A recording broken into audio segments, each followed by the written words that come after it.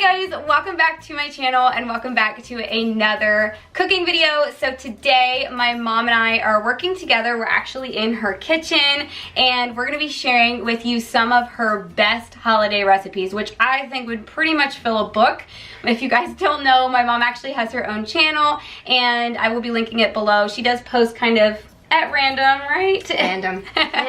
Anyways, so she has so many recipes just from years of doing catering events and things for family and friends. She did all of me and my brother's weddings, and she definitely needs to write a cookbook, I think. So today's recipes are definitely more at an easy skill level, wouldn't you say? We're kind of... I would say we're going to try to keep it that way so that you understand. Yes, yes. And also we will tell you what alternative tools you could use if you don't have a stand-up mixer and things like that. And there is one recipe here that's been really highly requested that I had done a while ago, probably over a year ago. I think so. Something like that, and that is my mom's sticky buns. They are, in my opinion, the absolute best, and they're relatively simple to do once you understand how to do them. They are. So we're going to be showing you that. We're also going to be having some savory things today, things that you could easily make for family and friends or enjoy at a gathering. So I think that we're ready to go. Cheers. Let's get started. The first recipe that we're going to show you today is one that I can honestly remember my mom making even as a little girl. It was definitely around the holiday times that she would make these pinwheels. And you're going to go ahead and mix together 4 ounces of cream cheese, 1/4 cup of ranch dressing, and a 1/2 cup of shredded cheese. It doesn't really matter what kind. You just want it to get to a creamy consistency.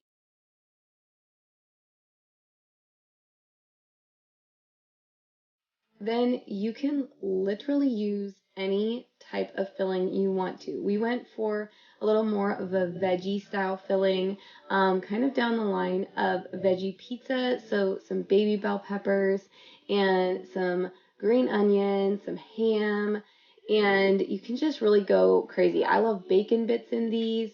You can also switch it up with different types of cold cut lunch meat, and just having that creamy base makes everything really delicious. You can also use red pepper wraps, so you could have green and red wraps for Christmas time. You can add in spices. My mom did some fresh black pepper and some basil, and you just put everything together. And then the key for these is to roll them up and put some saran wrap around them, and then you'll want to leave them in the refrigerator for a few hours. Overnight is best, but if you only have a few hours, that works as well, so that they're nice and firm and cold and easy to slice up.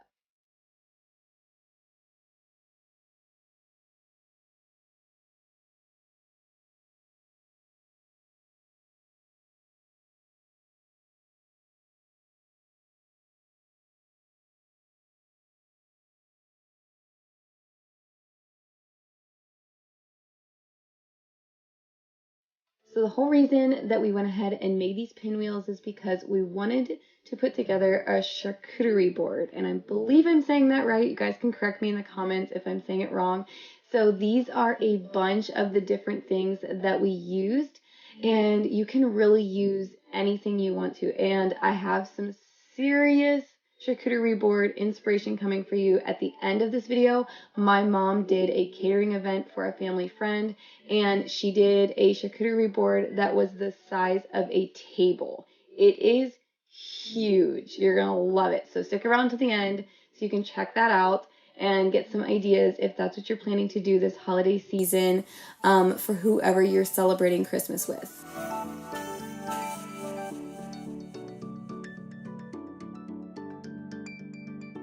My mom had a couple tips for you guys when you're planning out your board.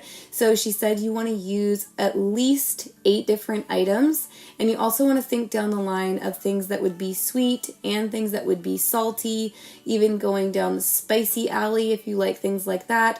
fruit, cookies, I mean, you name it. You can really put together a lot of things. And I think the more that you have on the board, the more interesting it looks and the more fun it is to eat. Dips are also a great thing. And then another little tip she had for you is to make sure that you use things that are different sizes. So you have the small blueberries, you can use salted nuts, and then larger cookies or different slices of meat and folding them different ways. Just have a lot of fun with it and make it your little art project.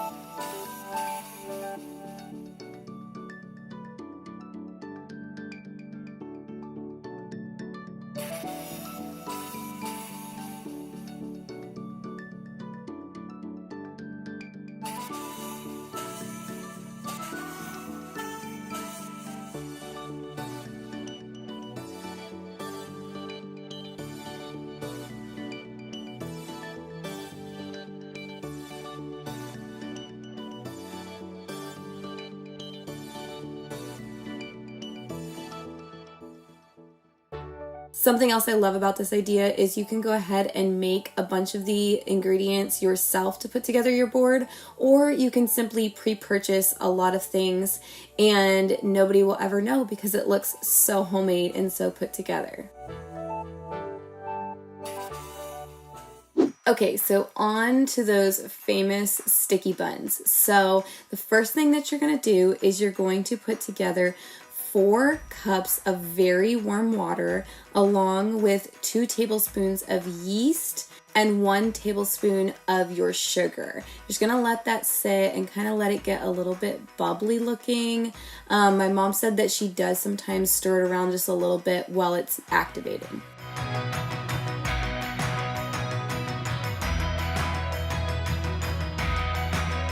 After your yeast is activated, you want to add in your cup of softened salted butter, and then you're going to whisk up 4 room temperature eggs and dump those in as well.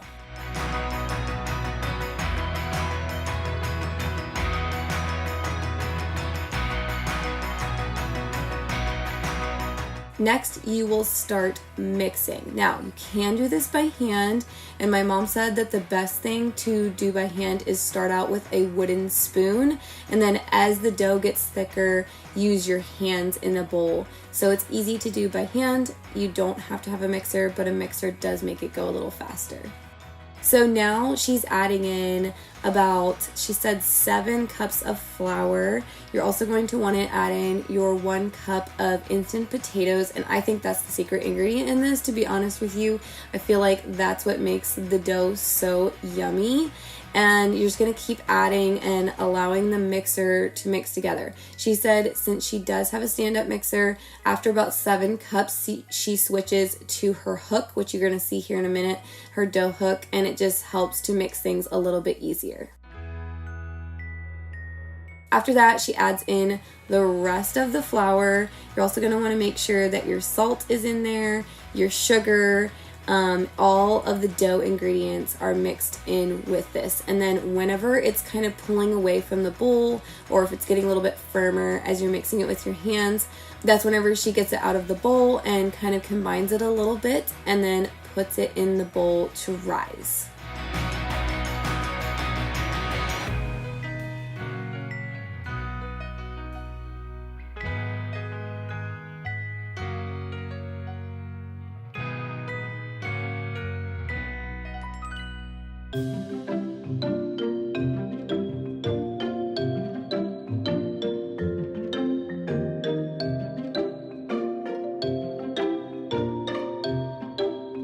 You want to cover it up. She likes to use saran wrap. Some people use a dish towel, but I know my mom has used saran wrap for years whenever her bread dough or any type of dough is rising.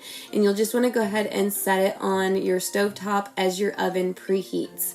Now to make the sticky part, you're going to take a 13 by 18 pan, and this recipe actually makes 2 of them, and you're going to put a stick of butter on the pan and throw it in the oven, let it melt up a little bit. Once it's melted, pull it out, and you're going to put your brown sugar all over the bottom of the pan.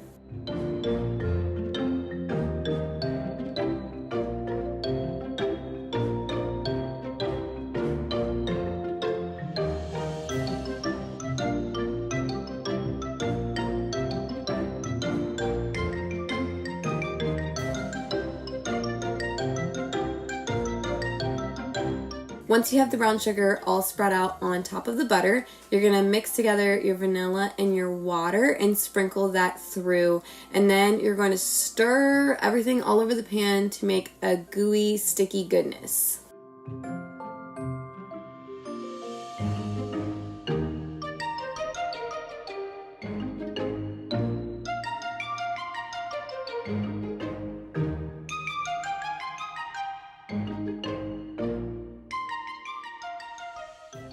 The next step while your dough is rising is you're going to make your frosting for the top. So you're going to put together your powdered sugar, your vanilla, butter, and water until it's combined and looks nice and creamy.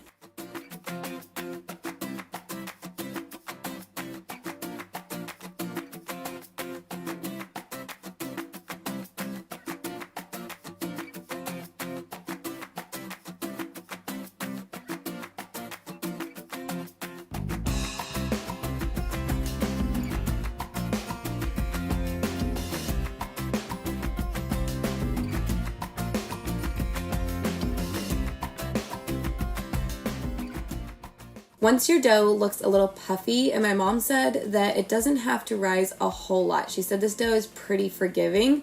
You can go ahead and take the cover off and divide the dough in half. We're going to give you a couple ideas of what you can use this dough for. You don't have to put it in just a sheet, but you're going to go ahead and take that half and stretch it out into this shape. I don't really know what you would call it. I guess a long rectangle, maybe something like that. And then just get it all even before you coat it with some butter. So she just softens butter and takes her hands and puts it all over the top of it.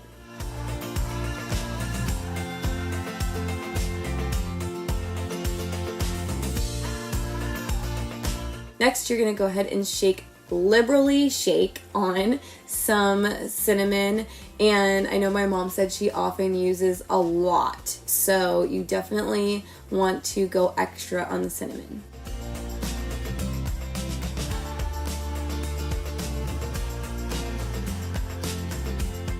After the cinnamon, you want to give a nice coating of brown sugar.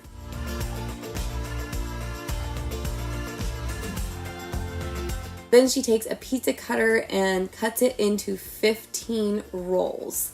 So as you can see, a visual is super helpful for this. And if you're gonna make this recipe, you may wanna come back and watch this just to kind of be able to eyeball and make sure that your proportions are correct.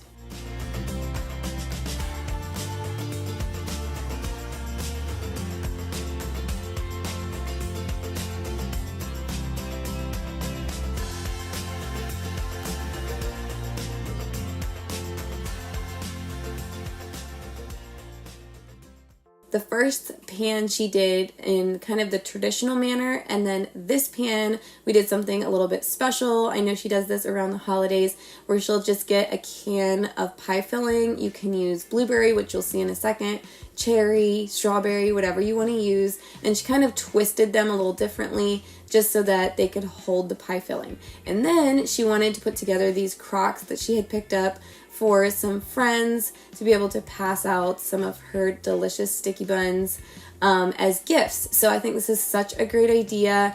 And again, she went ahead and twisted them in, I don't know, a little, not so much a roll, but a twist so that they could hold some pie filling as well.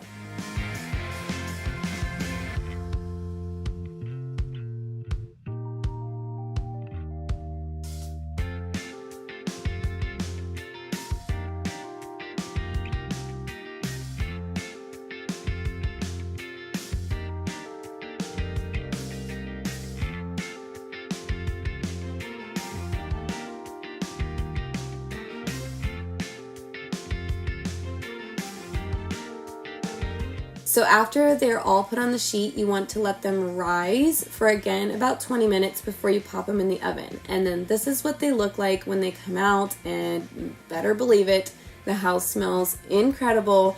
Now, one other little note my mom had was don't ice these until they've cooled for maybe about 20 minutes as well, because the icing will melt and it will run all down. If you want the icing to sit on top and look really pretty, it definitely helps to let them cool a bit.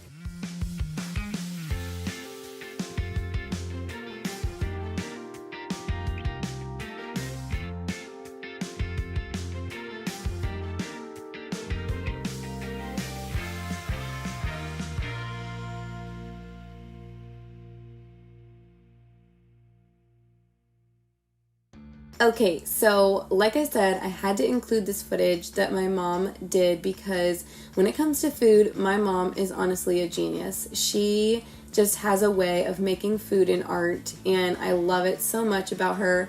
She just does such an excellent job, especially whenever she's working at events. So this was an event that she did, and she filmed it, and she said, oh, you should show them the huge charcuterie board that was requested for this event. So it was literally the size of a table. As you'll see at the end, it's just huge. So enjoy. I hope that it inspires you if this is what you're putting together for the holidays.